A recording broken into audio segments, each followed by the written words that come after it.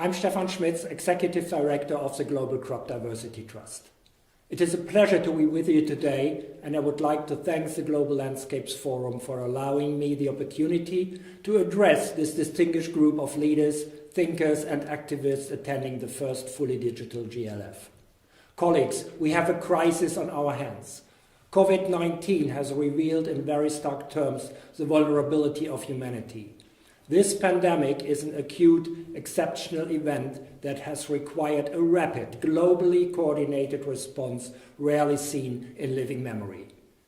Humankind will survive this crisis, but in recovery must learn the all too painful lessons of this very particular moment in time.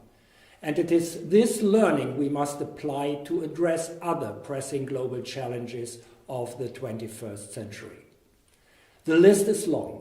Perhaps the challenges that are most pertinent to us here today at GLF are the climate crisis, the alarming loss of biodiversity, and the path to securing sufficient, nutritious food for a growing world population. These challenges are closely linked in many ways and have something in common with the coronavirus pandemic. Solving them requires strong national and international institutions, committed political leaders, and policies informed by science and research. Food and nutrition security are at the heart of the food systems, and sufficient and healthy food for everybody is linked to productive and diversified agriculture.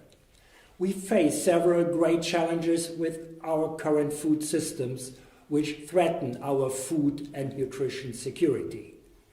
Our food system is unable to feed us sufficiently.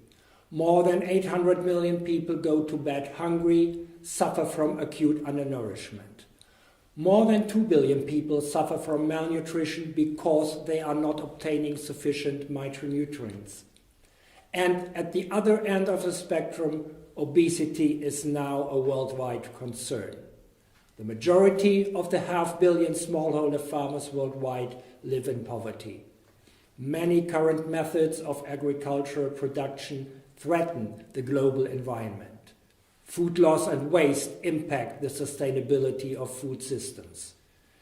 The alarming loss of agricultural biodiversity, including crop diversity, dramatically reduces the range of options for future agriculture and food. Our food systems are unstable and vulnerable to disruption, both economically and ecologically. The last two issues, the loss of biodiversity and unstable food systems, are of particular concern to us at the Global Crop Diversity Trust. We are losing our agricultural biodiversity faster than ever before.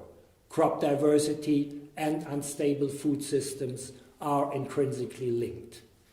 As our climate changes and as we lose crop diversity, our food systems become less resilient to environmental and other shocks. Strengthening our food systems won't be simple. There are many answers and no silver bullets. No solution on its own will be sufficient. But one thing is for certain. Nothing will succeed if there is no crop diversity to work from. Our generations will experience future crises, that is a given. And the more resilient our food systems are, the more equipped we will be to cope. Whatever other things need to be done, let's be very clear. Crop diversity is the foundation to this resilience. As long as this diversity survives in gene banks and farmers' fields, it will be found on market stalls and supermarket shelves.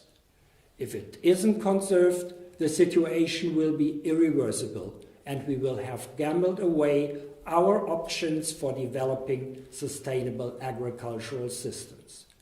And we will have gambled away a food and nutrition secure future for our children and grandchildren. And that is a loss we can't afford. This decade is crucial in determining the future we want and need. We have run out of time. There are no more second chances. Millions of lives are literally on the line. As this recent pandemic has brutally illustrated, it is all interconnected. We face these linked challenges together, and we must find solutions together. This is why I'm delighted to announce today that the Global Crop Diversity Trust will join 28 like-minded organizations in signing the Global Landscapes Forum Charter and becoming a member of this progressive global community working towards a productive, prosperous, equitable and healthy global environment. These issues deserve far greater attention, and they need it now. So let us raise our collective voice to the roof beams in support of finding sustainable, nature-based solutions to these daunting and urgent global challenges. There is great strength and potential in collaborative effort. Thank you, GLF. We are with you.